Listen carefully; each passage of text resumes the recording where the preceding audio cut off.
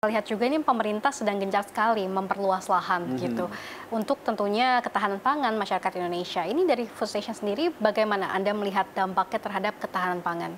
Iya, jadi ketahanan pangan itu sebetulnya bisa dilihat dari salah satu indikasinya adalah produksi dan produktivitas. Untuk meningkatkan produksi dan produktivitas itu hanya ada dua yang bisa dilakukan oleh kita di di dalam proses budidaya produksi padi. Yang pertama adalah melalui program atau konsep yang namanya intensifikasi. Intensifikasi itu berarti adalah peningkatan produksi dan produktivitas melalui potensi sumber daya yang ada. Jadi sawah-sawah yang ada, yang existing, bagaimana diperbaiki melalui intensifikasi, entah itu penggunaan teknologi budidaya pertanian, entah penggunaan bibit yang lebih baik, entah pengendalian hama, dan juga secara keseluruhan bagaimana budidaya padi ini menjadi lebih baik, sehingga profitas dan produksinya menjadi jauh lebih meningkat. Itu yang disebut dengan intensifikasi. Nah, yang kedua, hari ini yang sedang luar biasa dilakukan oleh pemerintah adalah dengan cara ekstensifikasi, perluasan, dengan cara mencetak sawah baru, dengan cara memanfaatkan lahan-lahan idle di luar Jawa, dan lain sebagainya. Tentu kalau ini benar-benar terjadi, dampaknya akan luar biasa terhadap pasokan pangan atau beras di Indonesia.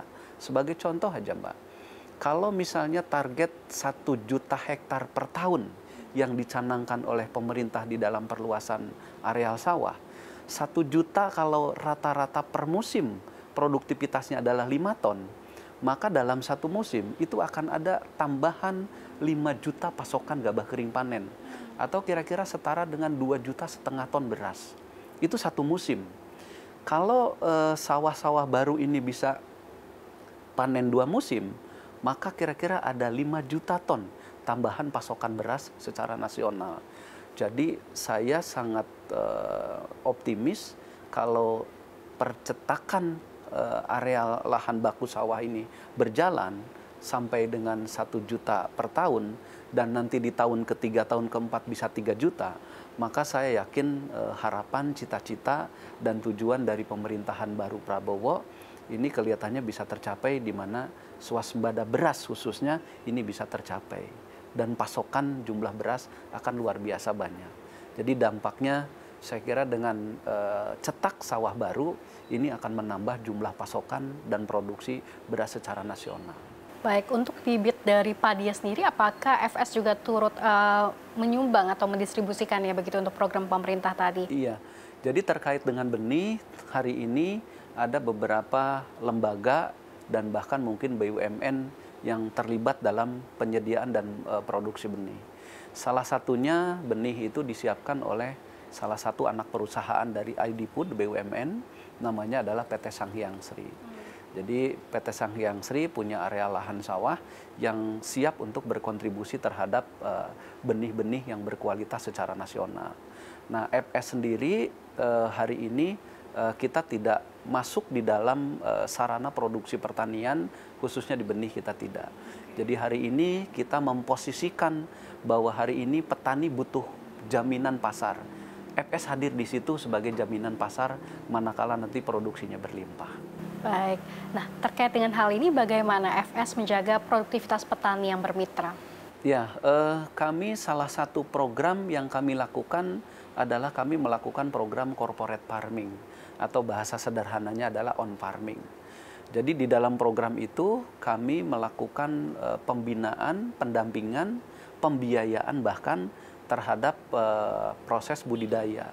Jadi kami kerjasama dengan kelompok tani di Jawa Tengah, Jawa Barat, Jawa Timur.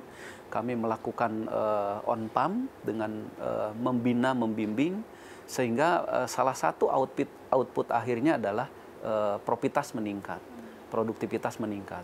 Bagaimana prosesnya kami? Dari awal misalnya Mbak izin, sebelum kita melakukan proses budidaya, misalnya kami cek dulu tanahnya. Tanahnya ini membutuhkan pupuk yang seperti apa?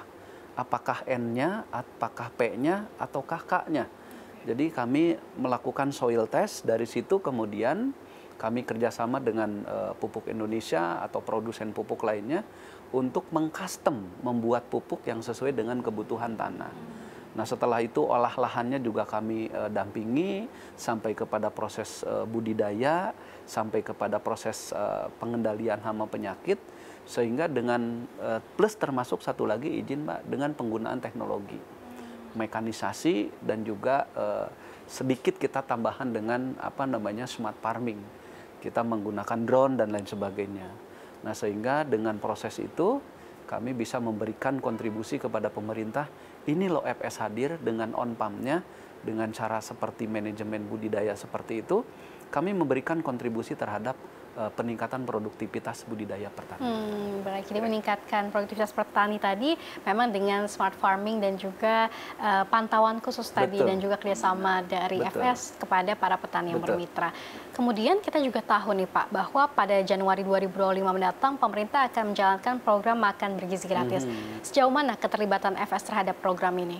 Ya, kami sebetulnya sudah beberapa kali komunikasi dengan teman-teman di Badan Gizi Nasional, kemudian kami juga sudah melihat bagaimana proses trial pelayanan kegiatan program makan bergizi gratis, dan saya kira bagi FS sendiri ini adalah sebuah peluang untuk mensupport kebijakan pemerintah, dan juga peluang dari sisi bisnis kita juga ini adalah untuk meningkatkan sales kita.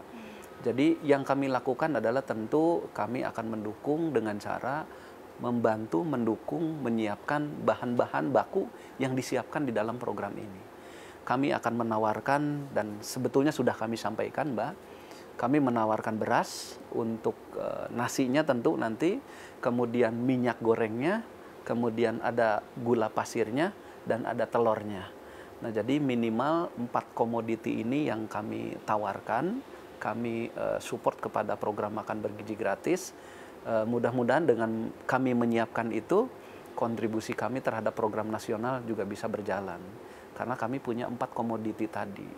Bahkan kalau perlu, misalnya karena makan bergizi gratis ini kan butuh titik-titik dapur pelayanan.